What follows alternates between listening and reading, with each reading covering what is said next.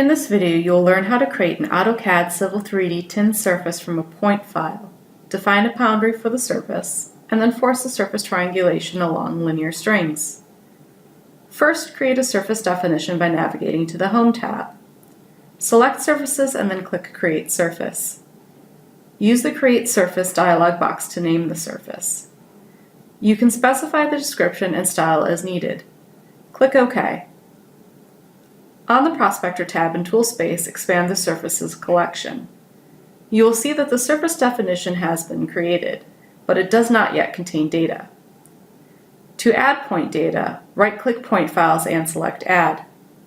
In the Add Point File dialog box, select the desired point file and click Open. Next, specify the point file format and click OK.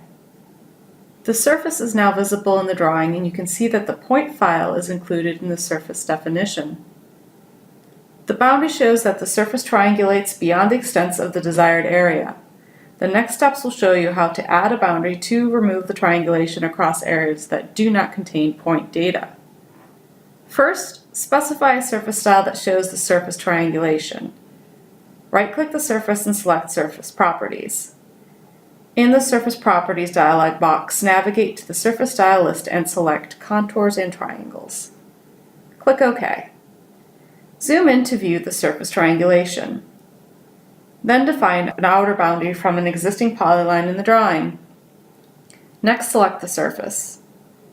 Navigate to Add Data and select Boundaries. In the Add Boundaries dialog box, name the boundary and click OK. Select the blue polyline. The surface is now restricted to the extent of the specified boundary. Finally, you will force the surface triangulation along known linear features. In this example, you will force the surface triangulation along polylines that represent edges of pavement. First, zoom into the area where two polylines are drawn. Then select the surface. Navigate to Add Data again and select Break Lines. In the Break Lines dialog box, click OK. Select both polylines. Then press Enter to add the break lines. The surface triangulation has been adjusted along the break lines, and the surface definition has been updated.